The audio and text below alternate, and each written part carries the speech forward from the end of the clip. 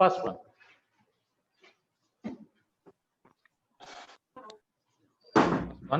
the success of this method, the success of this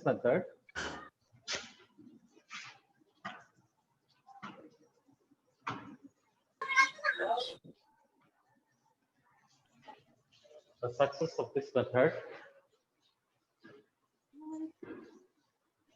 the success of this method depends on effective stratification of the population.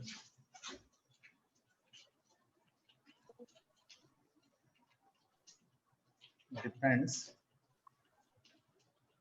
on effective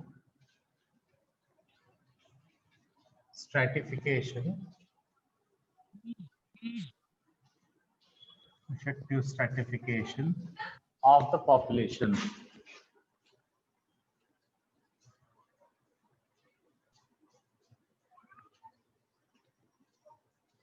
The success of this method depends on effective stratification of the population. The success of this method depends on the effective stratification of the population or inverse into homogeneous strata. Population or inverse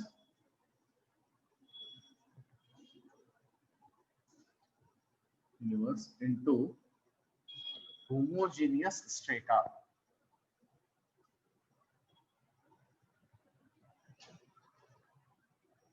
One, ಎರಡನೇದು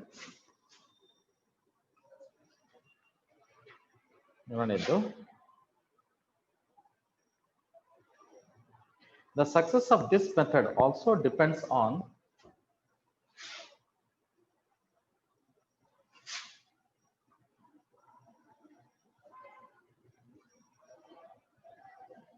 the success of this method also depends on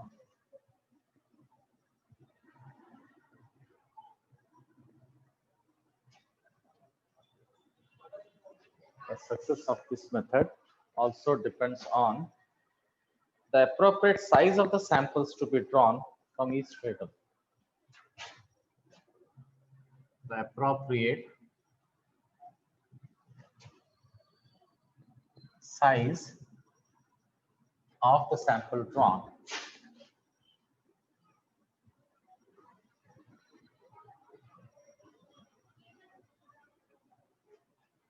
from each stratum.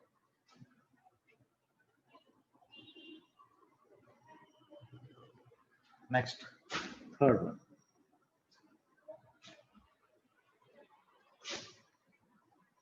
If the stratification is faulty, the result is biased.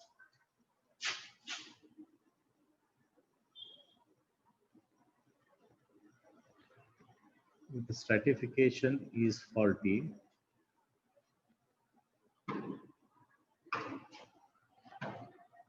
the result is biased.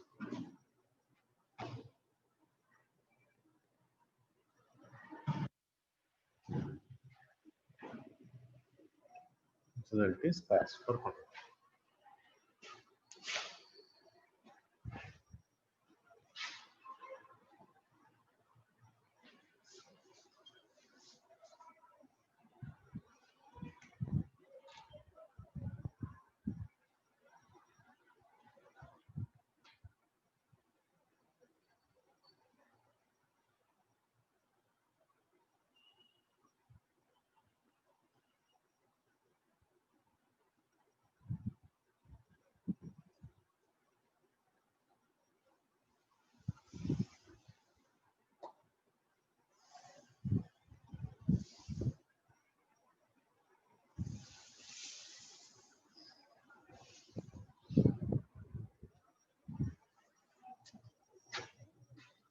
Okay, shall we start? Not. The success of this method depends on effective stratification of the population or inverse into homogeneous strata. First, let me tell you, population under one day, inverse under one day. Okay, so population, even in BCom third sem class, BCom third sem class, population is 70. ಅದೇ ರೀತಿ ಒಂದು ತೋಟ ಈಗ ಬರೀತೀರಿಲ್ಲ ತೋಟ ಎಂತೋ ದೀರ್ಘ ಕೊಡ್ತೀರ ಅನ್ಸ ಒಂದು ತೋಟ ಅದ ಮಾವಿನ ತೋಟ ಅದ ಯಾವ್ದದ ಮಾವಿನ ತೋಟ ಒಂದ್ ಮಾವಿನ ತೋಟದಾಗ 100 ಗಿಡಗಳು ಅದಾವು 100 ಗಿಡಗಳದಾವು ಆಯ್ತಾ ಆ 100 ಗಿಡಗಳಲ್ಲಿ 1200 ಮಾವಿನ ಹಣ್ಣುಗಳದಾವು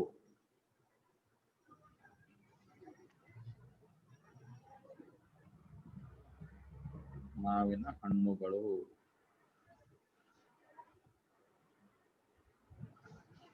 ಈಗ ನಾನು ಮಾವಿನ ಹಣ್ಣದು ಅವರೇಜ್ ವೇಟ್ ತೆಗಿಬೇಕಾಗಿತ್ತು I want to find the average weight of mangoes so what is my population ನನ್ನ ಪಾಪ್ಯುಲೇಷನ್ ಏನಾಗ್ತದೆ 1200 ಯಾಕಂದ್ರೆ ನನ್ನ ಕೆಲಸ ಏನದ ಅವರೇಜ್ ವೇಟ್ ಆಫ್ ಏನ್ ಕೇಳಿನ ಮ್ಯಾಂಗೋಸ್ ಅಂದೆ ಅವರೇಜ್ ವೇಟ್ ಆಫ್ ಮ್ಯಾಂಗೋಸ್ ಎಷ್ಟದ ಪಾಪ್ಯುಲೇಷನ್ ದಾಗ 1200 so what is 1200 is the population. What is 1200? 1200 is the population. Okay, population ಬರೀ ಮನುಷ್ಯ ಇರಂಗಿಲ್ಲ ಇದಕ್ಕೆ ಇನ್ನೊಂದು ಹೆಸರು ಅದ ಇದಕ್ಕೆ ಪಾಪ್ಯುಲೇಷನ್ ಅಂತಾರ this is also called as population and this is also called as universe ಇದಕ್ಕೆ ಯೂನಿವರ್ಸ್ ಅಂತಾರ so ಇಲ್ಲೇನ್ ಹೇಳ್ತಾನ the success of this method depends on effective stratification of the population into homogeneous strata ಈಗ ಆ population ಅನ್ನ ಈ method ಯಾವಾಗ successful ಆಗ್ತದ ಈ ಮೆಥಡ್ ಯಾವಾಗ ಒಳ್ಳೆ ರಿಸಲ್ಟ್ ಕೊಡ್ತದಂದ್ರ ನೀವು ಎಷ್ಟು ಇಫೆಕ್ಟಿವ್ ಆಗಿ ಸ್ಟ್ರಾಟಿಫಿಕೇಶನ್ ಮಾಡ್ತಿ ಗುಂಪುಗಳನ್ನು ಎಷ್ಟು ಇಫೆಕ್ಟಿವ್ ಆಗಿ ಮಾಡ್ತಿ ಅಷ್ಟು ಇಫೆಕ್ಟಿವ್ ಆಗಿ ನಿನಗ ಏನ್ ಸಿಗ್ತದ ರಿಸಲ್ಟ್ ಸಿಗ್ತದ ಗುಂಪುಗಳನ್ನು ಎಫೆಕ್ಟಿವ್ ಆಗಿ ಮಾಡ್ಲಿಲ್ಲ ಹೋಮೋಜಿನಿಯಸ್ ಸ್ಟೇಟಾಗಳು ಏನ್ ಮಾಡಿರ್ತಿಲ್ಲ ಈಗ ಫಾರ್ ಎಕ್ಸಾಂಪಲ್ ಒಂದು ಕ್ಲಾಸ್ನಾಗ ನಾನು ಬಾಯ್ಸ್ ಒಂದು ಬೇರೆ ಮಾಡಿದೆ ಗರ್ಲ್ಸ್ ಒಂದು ಬೇರೆ ಮಾಡಿದ್ರ all girls are homogeneous with respect to the characteristic called as gender. All boys are homogeneous with respect to the characteristic called as gender. Gender ಅನ್ನು characteristic ಯೂಸ್ ಮಾಡಿದ್ರೆ ಎಲ್ಲಾ ಗರ್ಲ್ಸ್ ನು ಹೋಮೋಜಿನಿಯಸ್ ಜೆಂಡರ್ ಅನ್ನು characteristic use ಮಾಡಿದ್ರೆ ಎಲ್ಲಾ boys ಏನ್ ಬೇರೆ ಮಾಡಿಲ್ಲ ಅವರು ಹೋಮೋಜಿನಿಯಸ್ ಇರ್ತಾರೆ ಆಯ್ತಾ ಈಗ ಕೆಲವೊಂದು ಕ್ಯಾರೆಕ್ಟರಿಸ್ಟಿಕ್ಸ್ ಜೆಂಡರ್ ಮೇಲೆ ಬೇಸ್ಡ್ ಇರಂಗಿಲ್ಲ ಆಯ್ತಾ ಸೊ ನಾನು IQ ಲೆವೆಲ್ ಅಂತ ತಿಳ್ಕೊಳ್ರಿ ಓಕೆ ನಾನು IQ ಲೆವೆಲ್ ಮೇಲೆ ಇದು ಮಾಡಕತ್ತೀನಿ IQ ಲೆವೆಲ್ ಬಿಲೋ 100 ಅಬವ್ 100 ಅದ್ರ ಗರ್ಲ್ಸ್ ಬಾಯ್ಸ್ ಕೂಡ ಬರ್ತಾರೆ ಆಯ್ತಾ ಸೊ ಬಿಲೋ 100 ಒಂದು ಬೇರೆ ಇದು IQ ಲೆವೆಲ್ ಅಬವ್ 100 ಒಂದು ಬೇರೆ ಇದು ಹಂಗ ಮಾಡಿದಾಗ ಸೊ ಇದ್ರಾಗೂ ಬಾಯ್ಸ್ ಗರ್ಲ್ಸ್ ಬರ್ತಾರ ಇದ್ರಾಗೂ ಬಾಯ್ಸ್ ಗರ್ಲ್ಸ್ ಬರ್ತಾರ ಅವಾಗ ಇದ್ರಾಗೂ ಗರ್ಲ್ಸ್ ಇರ್ತಾರ ಬಾಯ್ಸ್ ಇರ್ತಾರ ಇದ್ರಾಗೂ ಗರ್ಲ್ಸ್ ಇರ್ತಾರ ಬಾಯ್ಸ್ ಇರ್ತಾರ ಅವಾಗ IQ ಲೆವೆಲ್ ಅಷ್ಟೇ ಇಂಪಾರ್ಟೆಂಟ್ ಅದ what is the characteristics IQ level below 100 ಅದ ಇಲ್ಲಿ ಅಬೋ 100 ಅದ ನೀನು ಕರೆಕ್ಟ್ ಆಗಿ ಇದು ಮಾಡಿದೆ ಅಂತ ತಿಳ್ಕೊ ಇಲ್ಲಿ ಬಿಲೋ 100 ದಾಗ 100 ಕಿಂತ ಹೆಚ್ಚಿದವ್ರು ಮಿಕ್ಸ್ ಆದ್ರು ತಪ್ಪಾಯ್ತು ಇಲ್ಲಿ ಅಬವ್ 100 ದಾಗ 100 ಕಿಂತ ಕಡಿಮೆ ಇದ್ದವ್ರು ಮಿಕ್ಸ್ ಆದ್ರು ಅವಾಗ ಅದು ಹೋಮೋಜಿನಿಯಸ್ ಅನ್ನಂಗಿಲ್ಲ ಇಲ್ಲಿ ಬಿಲೋ 100 IQ ಲೆವೆಲ್ ಎಷ್ಟು ಬೇಕು ಮಾರ್ಕ್ಸ್ 100 ಕಿಂತ ಕಡಿಮೆ ಇದ್ದವರು ಇಲ್ಲೆಲ್ಲ ಬರ್ತಾರೆ ಅಲ್ಲಿ ಹುಡುಗಿಯರು ಬರ್ತಾರೆ ಹುಡುಗರು ಬರ್ತಾರೆ ಬಿಕಾಸ್ ನಾವು it is not a stratification based on gender it is based on what now it is not based on gender the stratification is based on IQ level stratification ಎದರ ಮೇಲೆ ಬೇಸ್ಡ್ ಅದ IQ level gender ಮೇಲೆ based ಇಲ್ಲ so when the stratification is based on IQ level ನಾ ಏನ್ ಮಾಡೀನಿ below 100 ಇದ್ದವ್ರಿಗೆ ಒಂದು ಗುಂಪು ಮಾಡೀನಿ ಅಬವ್ 100 ಇದ್ದವ್ರಿಗೆ ಒಂದು ಗುಂಪು ಮಾಡೀನಿ ಈ ಬಿಲೋ 100 ದಾಗ 100 ಕಿಂತ ಹೆಚ್ಚು IQ level ಇದ್ದವ್ರು ಮಿಕ್ಸ್ ಆಗತ್ತೆ ಕೋರಿ ಅದಕ್ಕೆ ಹೋಮೋಜಿನಿಯಸ್ ಅನ್ನಂಗಿಲ್ಲ ಅದೇ ಇಲ್ಲಿ ಅಬವ್ 100 ದಾಗ 100 ಕಿಂತ ಕಡಿಮೆ ಇದ್ದವ್ರು ಮಿಕ್ಸ್ ಆದ್ರ ಅದಕ್ಕೆ ಹೋಮೋಜಿನಿಯಸ್ ಅನ್ನಂಗಿಲ್ಲ ಸೊ ಈ ಮೆಥಡ್ ಯಾವಾಗ ಸಕ್ಸಸ್ಫುಲ್ ಆಗ್ತಂದ್ರ ನಾನು ಎಷ್ಟು ಇಫೆಕ್ಟಿವ್ ಆಗಿ ಈ ಗುಂಪುಗಳನ್ನ ಬೇರೆ ಬೇರೆ ಮಾಡ್ತೀನಿ ಮತ್ತೆ ಅವು ಎಷ್ಟು ಹೋಮೋಜಿನಿಯಸ್ ಅದಾವು ಎಷ್ಟು ಪರ್ಫೆಕ್ಟ್ ಹೋಮೋಜಿನಿಯಸ್ ಮಾಡ್ತೀನಿ ಅಷ್ಟು ಮೆಥಡ್ ಸಕ್ಸಸ್ಫುಲ್ ಆಗ್ತೈತಿ ತಿಳಿತಾ ಈ point if understood raise your hands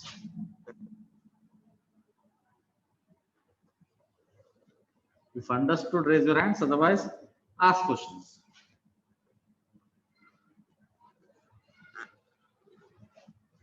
Okay, understood. That's good. Next, second point is the success of this method also depends on the appropriate size of the sample drawn from each stratum. ನಾನು ನಿಮ್ಗೆ ಅವಾಗೆ ಹೇಳಿದ್ದೆ, ಆಗಾಗ ನಿಮ್ಮ example ಇತ್ತಲ್ಲ BCom third semester class, ಅವಾಗಲೇ ಹೇಳಿನಿ appropriate size ತಗೋದು ಬಹಳ ಮುಖ್ಯ. ಏನಿತ್ತು ನಮ್ದು to find the average weight, ನಮ್ ಲೆಕ್ಕ ಏನದ to find the average weight of BCom third sem students. BCom third sem students. Correct. So ಅದಕ್ಕೆ BCom third sem students total strength total ಎಷ್ಟು ಅದಾರಪ್ಪ 70 ಅದಾರ. ಅದ್ರಾಗ ಬಾಯ್ಸ್ ಎಷ್ಟು ಅದಾರಪ್ಪ 40 ಅದಾರ. ಗರ್ಲ್ಸ್ ಎಷ್ಟು ಅದಾರಪ್ಪ 30 ಅದಾರ. ಈಗ ನನ್ನ ಸ್ಯಾಂಪಲ್ ಸೈಜ್ ಎಷ್ಟು ತಗೋಬೇಕಪ್ಪ, ನನ್ನ ಸ್ಯಾಂಪಲ್ ಸೈಜ್ ಎಷ್ಟು ಬೇಕು ಅಂದ್ರೆ ಟೋಟಲ್ 70 ಅದಾರ, ನನ್ನ ಸ್ಯಾಂಪಲ್ ಸೈಜ್ 10 ಇರ್ಬೇಕಂತ ಇಟ್ಕೋರಿ, 10 ಇರ್ಬೇಕು ನನ್ನ ಸ್ಯಾಂಪಲ್ ಸೈಜ್. ಸೊ ನಾನು the success of this method also depends on appropriate size of the sample drawn from ಈ ಸ್ಟ್ರೇಟಮ್. ಇದ್ರಾಗ 2 ಸ್ಟ್ರೇಟಮ್ ಮಾಡಿ ನಾನು, ಒಂದು ಸ್ಟ್ರೇಟಮ್ನಾಗ ಬಾಯ್ಸ್ ಅದಾರ, ಒಂದು ಸ್ಟ್ರೇಟಮ್ನಾಗ ಗರ್ಲ್ಸ್ ಅದಾರ. ಈ ಒಂದೊಂದು ಸ್ಟ್ರೇಟಮ್ನಾಗ ನಾ ಎಷ್ಟೆಷ್ಟು ಜನ ತಗೋತಿಲ್ಲ, ಟೋಟಲ್ 2 ಕೂಡಿ 10 ಆಗ್ಬೇಕು, 2 ಕೂಡಿ 10 ಆಗ್ಬೇಕು. ಆದ್ರೆ ಇದ್ರಾಗ ಎಷ್ಟು ಜನ ತಗೋತೀನಿ, ಇದ್ರಾಗ ಎಷ್ಟು ತಗೋತೀನಿ, ಅದು ಎಷ್ಟು ಕರೆಕ್ಟ್ ತಗೋತಿಲ್ಲ, ಎಷ್ಟು ಅಪ್ರೋಪ್ರಿಯೇಟ್ ತಗೋತೀನಿ, ಅಷ್ಟು ಸಕ್ಸಸ್ಫುಲ್ ಆಗ್ತದೆ ಮೆಥಡ್. ಇಲ್ಲಿ ಅಕಸ್ಮಾತ್ ನಾನು ಈಕ್ವಲ್ ತೊಗೊಂಡ್ಬಿಟ್ಟೆ, ಇಲ್ಲಿ 5 ಇಲ್ಲಿ 5 ತೊಗೊಂಡ್ಬಿಟ್ಟೆ ಅಂದ್ರೆ ನಾನು ಏನ್ ಮಾಡಕತ್ತೀನಿ, I am not representing properly. ಅವಾಗ ಈ ಮೆಥಡ್ ಸಕ್ಸಸ್ಫುಲ್ ಆಗಂಗಿಲ್ಲ. ಯಾಕಂದ್ರೆ ನನ್ನ ಅಪ್ರೋಪ್ರಿಯೇಟ್ ಸೈಜ್, ಇದಕ್ಕೆ ಸೈಜ್ ಅಂತಾರೆ, ನಾ appropriate size of the sample drawn from each stratum, ಆ ಸ್ಯಾಂಪಲ್ ನಾನು ಎಷ್ಟು ಸೈಜ್ ತಗೊಳಕತ್ತಿಲ್ಲ, 10 ಇಲ್ಲಿ 5 ಇಲ್ಲಿ 5 ತಗೊಳತ್ತೀನಿ. ನಾನು ಅಪ್ರೋಪ್ರಿಯೇಟ್ ತಗೊಳ್ಳಿಲ್ಲ ಅಂದ್ರ ಈ ಮೆಥಡ್ ಸಕ್ಸಸ್ಫುಲ್ ಆಗಲ್ಲ.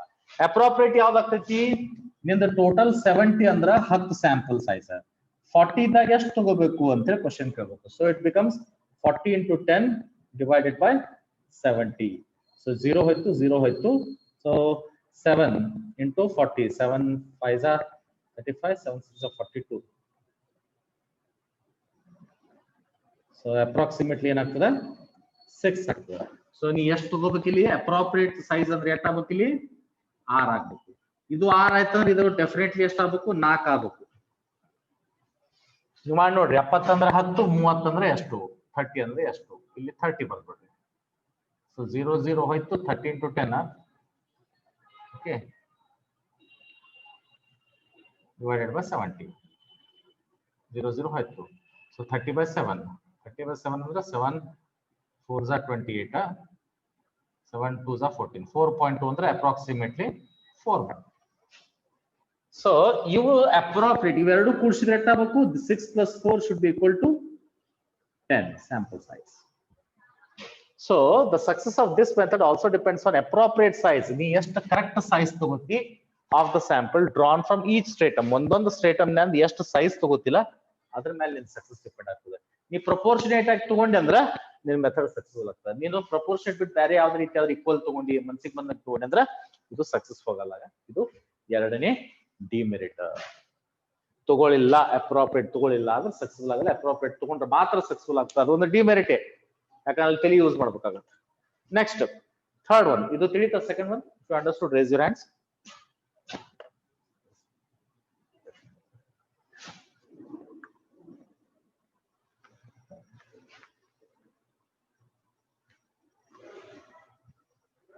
Okay, last on the third demerit.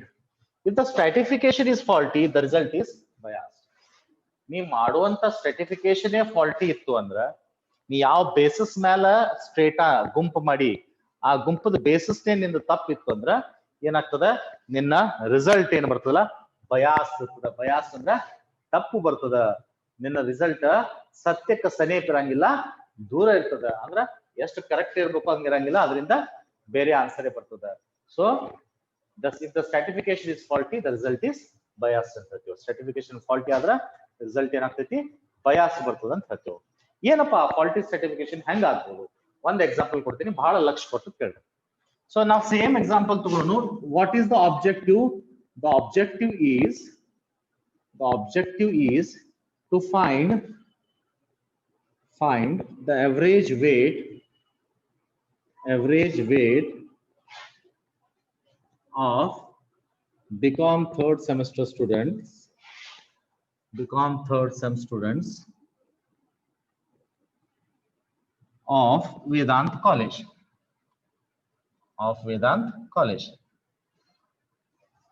Okay.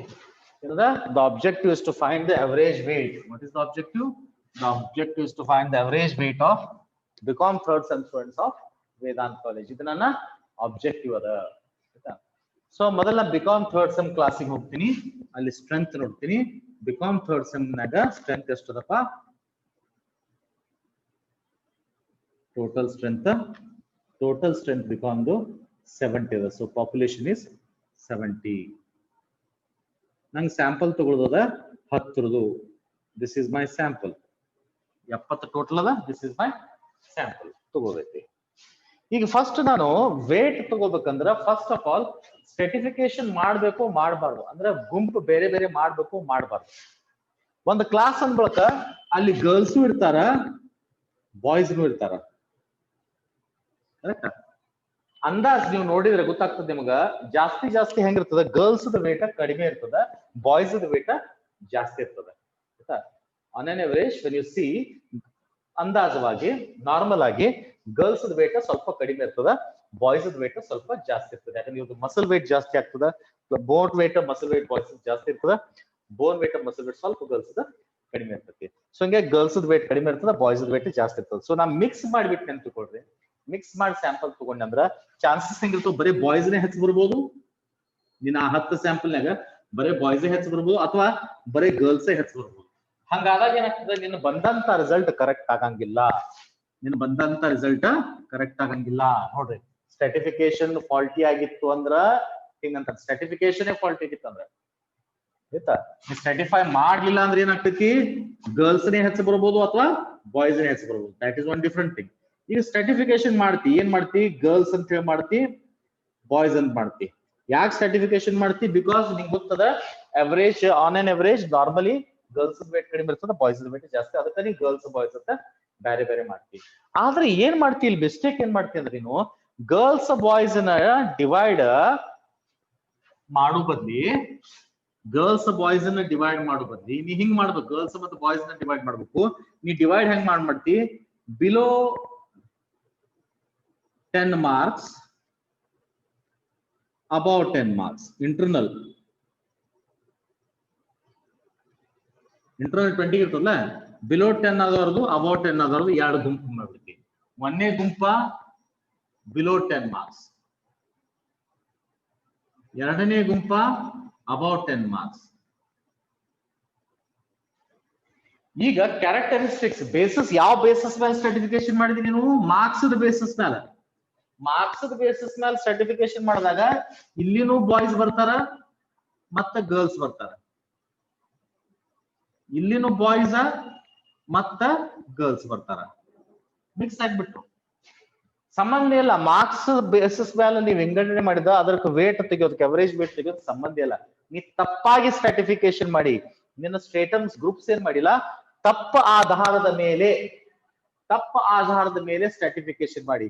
ಯಾವಾಗ ತಪ್ಪ ಆಧಾರದ ಮೇಲೆ ಸ್ಟ್ರಾಟಿಫಿಕೇಶನ್ ಮಾಡಿ ಅವಾಗ ಬಾಯ್ಸ್ ಗರ್ಲ್ಸ್ ಕೂಡ್ಬಿಟ್ರಲ್ಲ, ಇಲ್ಲಿ ಕೂಡ್ಬಿಟ್ರೆ ನಿಮ್ದು ಏನಾಗ್ತೈತಿ, ನಿಮ್ಮ ಆಬ್ಜೆಕ್ಟಿವ್ ಏನೈತಿ, ಅವರೇಜ್ ವೇಟ್ ಕಂಡು ಹಿಡಿದೈತಿ. ಗರ್ಲ್ಸ್ ಬಾಯ್ಸ್ ಮಿಕ್ಸ್ ಆಗ್ಬಿಟ್ರು ಅಂದ್ರೆ ಪ್ರಾಪರ್ ಪ್ರಪೋರ್ಷನ್ ಸಿಗಂಗಿಲ್ಲ. ಗರ್ಲ್ಸ್ ಬಾಯ್ಸ್ ಮಿಕ್ಸ್ ಆಗ್ಬಿಟ್ರು ಅಂದ್ರೆ ಏನಾಗ್ಬಿಡ್ತೈತಿ, ನಿನಗ ಕರೆಕ್ಟ್ ಪ್ರಪೋರ್ಷನ್ ಯಾವ್ದಿತ್ತು, 6 ಬಾಯ್ಸ್ 4 ಗರ್ಲ್ಸ್ ಬರ್ಬೇಕು ಅಂದ್ರೆ ನಿನ್ ಕರೆಕ್ಟ್ ಪ್ರಪೋರ್ಷನ್ ಆಗ್ತದೆ 10 ಮಂದಿ ಕೂಡ್ಸಿದ್ರೆ. ಹಿಂಗಾದ ಕೂಡಲೇ ಏನಾಗ್ಬಿಡ್ತೈತಿ, ಪ್ರಪೋರ್ಷನ್ ಕರೆಕ್ಟ್ ಆಗ್ಲಿಕ್ಕಿಲ್ಲ. ಮೇ ಬಿ ಬಿಲೋ ಇದು ಎಟ್ಟೆ, ಇದು ಬಿಲೋ 10 ತಗೊಂಡ್ರೆ ಎಟ್ಟೆ ಇರ್ಲಿ, ಅಲ್ಲಿ ಬಾಯ್ಸ್ ಅದಾರ ಗರ್ಲ್ಸ್ ಅದಾರ, ಇಲ್ಲಿ ಬಾಯ್ಸ್ ಅದಾರ ಇಲ್ಲಿ ಗರ್ಲ್ಸ್ ಅದಾರ. ನೀನ್ ಏನ್ ಗುಂಪು ಮಾಡಿ ಆ ಗುಂಪದ ಬೇಸಿಸ್ ತಪ್ಪದ. ಹಿಂಗಾಗಿ ಅದರಿಂದ ಬರುವಂತ ರಿಸಲ್ಟ್ ಏನದ, ಅದು ಬಯಾಸ್ ಇದ್ದೇ ಇರ್ತದ. ಯಾಕಂದ್ರೆ ಯಾವ ಬೇಸಿಸ್ ಮೇಲೆ ಮಾಡಿ ವೇಟ್ ತೆಗಿಬೇಕಂದ್ರೆ ವೇಟ್ ಎದ್ರ ಮೇಲೆ ಡಿಪೆಂಡ್ ಆಗ್ತದ, ವೇಟ್ ಗಂಡು ಹೆಣ್ಣು ಮೇಲೆ ಡಿಪೆಂಡ್ ಆಗ್ತದ, ಮಾರ್ಕ್ಸ್ ಮೇಲೆ ಡಿಪೆಂಡ್ ಆಗ್ತದ. ವೇಟ್ ಡಿಪೆಂಡ್ ಆಗ್ತದ ಗಂಡು ಮಕ್ಕಳು ಹೆಣ್ಮಕ್ಳ ಮೇಲೆ ಡಿಪೆಂಡ್ ಆಗ್ತದ, ಮಾರ್ಕ್ಸ್ ಮೇಲೆ ಡಿಪೆಂಡ್ ಆಗಂಗಿಲ್ಲ.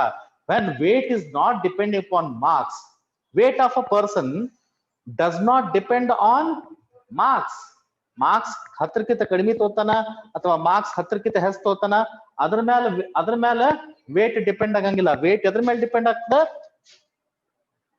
ಆ ಪರ್ಟಿಕ್ಯುಲರ್ ಕ್ಯಾಂಡಿಡೇಟ್ ಹುಡುಗಿ ಅದು ಅಥವಾ ಪರ್ಟಿಕ್ಯುಲರ್ ಕ್ಯಾಂಡಿಡೇಟ್ ಹುಡುಗ ಆಯ್ತು, ಅದ್ರ ಮೇಲೆ ಡಿಪೆಂಡ್ ಆಗ್ತದ ನಿಂದು ವೇಟ್.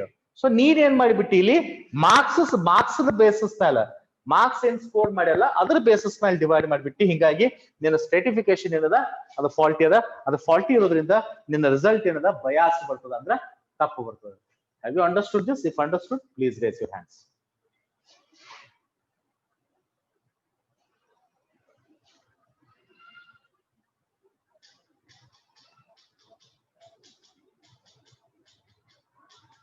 ಏನಾದ್ರೂ ಡೌಟ್ ಇದ್ರೆ ಕೇಳ್ರಿ, ಇಲ್ಲಂದ್ರೆ we will move ahead with the next and the last sampling method, that is systematic sampling.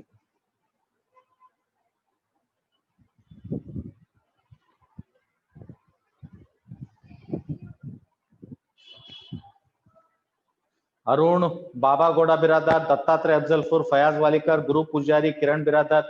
ಮಲ್ಕೊಂಡ್ರೇನ್ಪ ನೀವು? ತಿಳಿದ ಅಂದ್ರೆ ಹೇಳಕ್ತಿರಲ್ಲ, ತಿಳಿದಿಲ್ಲ ಅಂದ್ರೆ ಕೇಳ್ರಿ ಕ್ವಶನ್ಸ್. ತಿಳಿದಿಲ್ಲ ಅಂದ್ರೆ ಕ್ವಶನ್ಸ್ ಕೇಳ್ರಿ. ಬಾಬಾ Gowda, Dattatreya, and Fayaz, all three people. Baba Gowda Biradar, Dattatreya Afzalpur and Fayaz Walikar. If you are not understood, you can ask me questions. Dattatreya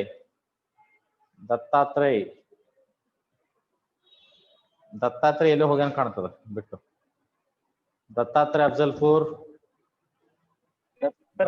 sir ಇಲ್ರಿ, ಗೊತ್ತಾಗಿಲ್ರಿ ಸರ್. ಸ್ವಲ್ಪ ಏನ್ ತಿಳಿದಿಲ್ಲಪ್ಪ ಹೇಳ.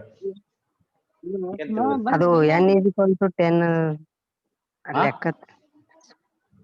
ಯಾವ್ದಪ್ಪ? ಟೋಟಲ್ 17 ಅಲ್ಲಿ ಬಾಕ್ಸ್ ದಾಗ ಅದ ನೋಡ್ರಿ ಸರ್. ಹಾ ಇಲ್ಲೇ ಐತ್ಲಾ? ನಾನು ಸ್ವಲ್ಪ ಎಕ್ಸ್ಪ್ಲೇನ್. ಏನ್ ತಿಳಿದಿಲ್ಲ ಹೇಳಪ್ಪ ಹಿಂಗ.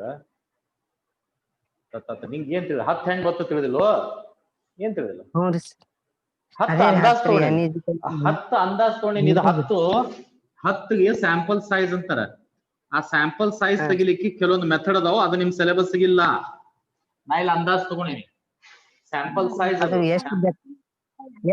ಎಷ್ಟು ಬೇಕಾದಷ್ಟು ತಗೊಂಡು ಲೆಕ್ಕ ಮಾಡ್ಬೋದಲ್ರಿ? ಹಂಗಲ್ಲ, ಸ್ಯಾಂಪಲ್ ಸೈಜ್ ತಗೊಳಕ್ಕೆ ಮೆಥಡ್ ಇದು ಅದಾವ, ಕ್ಯಾಲ್ಕುಲೇಷನ್ಸ್ ಅದಾವ. ಅದು ನಿಮ್ ಸಿಲೆಬಸ್ ಇಲ್ಲ, ಅದಕ್ಕೆ ಹೇಳಿಲ್ಲ ನಾನು. ಆಯ್ತು? ಎಷ್ಟು ಸ್ಯಾಂಪಲ್ ಸೈಜ್ ತಗೋಬೇಕಲ್ಲ, N10 ತಗೋಬೇಕು, 5 ತಗೋಬೇಕು, 7 ತಗೋಬೇಕು, 12 ತಗೋಬೇಕು. ಅದಕ್ಕೆ ಏನದಾವ ಪರ್ಟಿಕ್ಯುಲರ್, ಅದಕ್ಕ ಮೆಥಡ್ ಅದಾವ, ಅದಕ್ಕ ಲೆಕ್ಕ ಅದ. ಅದು ನಿಮ್ ಸಿಲೆಬಸ್ ಇಲ್ಲ, ಅದಕ್ಕೆ ನಾ ಅದು ಹೇಳಿಲ್ಲಪ್ಪಿ. ಸುಮ್ನೆ ಯಾಕಂದ್ರೆ ಇದ್ದದ್ದೇ ರಗಡಾಗಿರ್ತೈತಿ, ಅದೊಂದು ಹೇಳ್ಬಿಟ್ರೆ ಹೆಚ್ಚಾಗ್ತದ ಅಂತ ಹೇಳಿಲ್ಲ. ಓಕೆ, ಉಳ್ಕಿ ತಿಳಿದದ? ಉಳ್ಕಿ ತಿಳಿದದ? ಓಕೆ, ಹಂಗಂದ್ರೆ ಹ್ಯಾಂಡ್ ರೈಸ್ ಮಾಡಿ. ಈಗ will move to the next method. Next method is systematic sampling. ಮೂರನೇ method systematic sampling.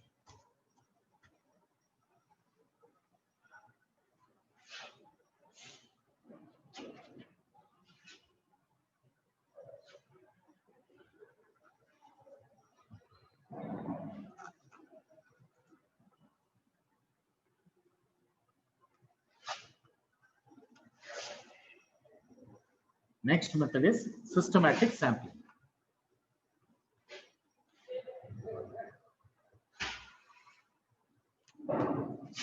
Systematic sampling.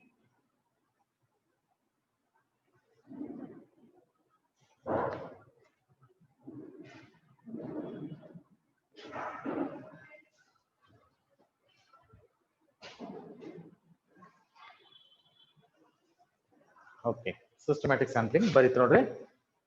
Notes ಮೊದಲು ಬರೀತೀನಿ, ಅದರ ತಕ್ಕ ನೀವು ಬರ್ಕೊಡ್ರಿ. ಯಾಕಂದ್ರೆ ಇದ್ರೊಳಗೆ ಸ್ವಲ್ಪ ಮಿಸ್ಟೇಕ್ಸ್ ಅದಾವು. ಇದೆಷ್ಟು ಮುಗಿತಂದ್ರೆ ನಿಮ್ದು ಸಿಸ್ಟಮ್ಯಾಟಿಕ್ ಸ್ಯಾಂಪ್ಲಿಂಗ್ ಮುಗಿತಂದ್ರೆ 1ನೇ ಮಾಡ್ಯೂಲ್ ಮುಗಿದಂಗಪ್ಪ. I will start with second module. ಇನ್ನು ಒಂದು ಕ್ಲಾಸ್ನಾಗ 1ನೇ ಮಾಡ್ಯೂಲ್ ಮುಗಿದ್ ಬಿಡ್ತದೆ, ಆಯ್ತಾ? ಇನ್ನು ಒಂದು ಕ್ಲಾಸ್ನಾಗ. ಸೊ ಇವತ್ತು 20, 21ನೇ ಕ್ಲಾಸ್, 22 ಕ್ಲಾಸ್ ಟೋಟಲ್. ಇಲ್ಲಿವರೆಗೆ 19 ಕ್ಲಾಸ್ ಆಗ್ಯಾವು. 20, 21ನೇ ಕ್ಲಾಸ್, 2 ಕ್ಲಾಸ್ನಾಗ ಏನಾದ್ರು 20, 21 ಕ್ಲಾಸ್ ಇವತ್ತದು ಆಯ್ತು. 19 ಮುಗಿದು ಇವತ್ತು ಮುಂಜಾನೆ 20, ಈಗ 21ನೇ ಕ್ಲಾಸ್ ಇದು.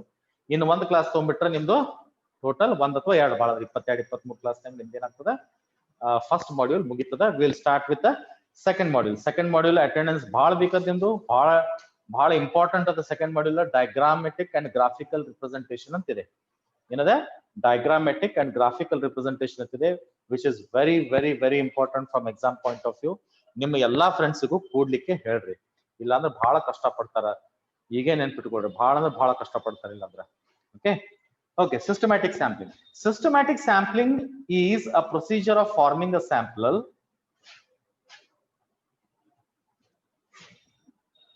systematic sampling is a procedure of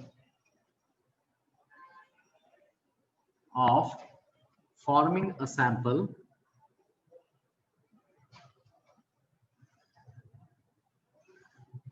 systematic sampling is a procedure of forming a sample by selecting equally separated units by selecting equally separated units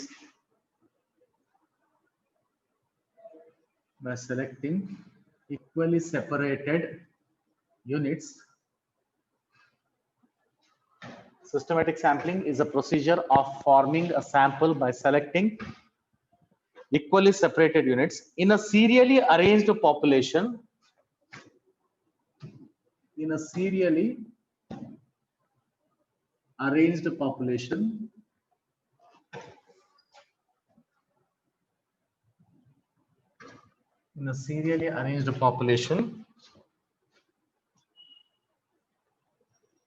full stop. Consider the selection of a sample of size 100. Again, next line, one line bit. Consider the selection of a sample of size 100. The selection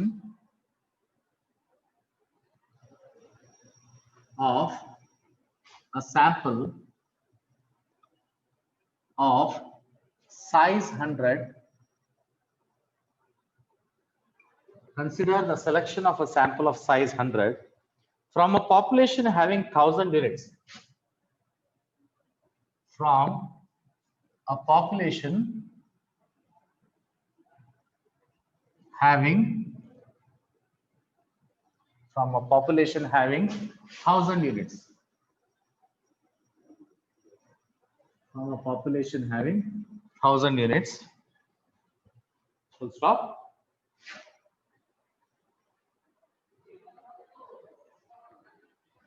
From a population having 1000 units. Here the proportion of number of units in the population to the number of in the sample. Here the proportion of the number of units in the population. Full stop. Here the proportion of the number of units in the population.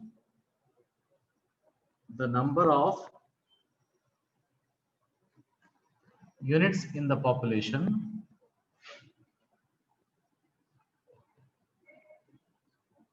here the proportion of number of units in the population to the number of units in the number of units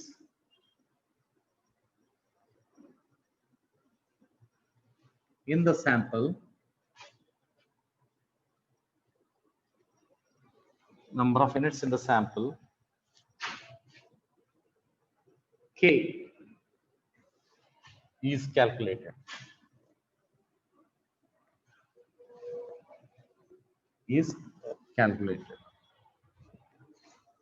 Therefore, K is equal to here the proportion of number of units in the population to the number of units in the sample. But systematic sampling is a procedure of forming a sample. ಇದರಿಂದ sample ಹೆಂಗ್ ತೆಗಿತೀವಿ ನಾವು ಅಂದ್ರೆ by selecting equally separated units in a serially arranged population. ಇದನ್ನ ಹೇಳ್ತೀನಿ ಆಮೇಲೆ ತಿಳಿಯಂಗಿಲ್ಲ ಈಗ.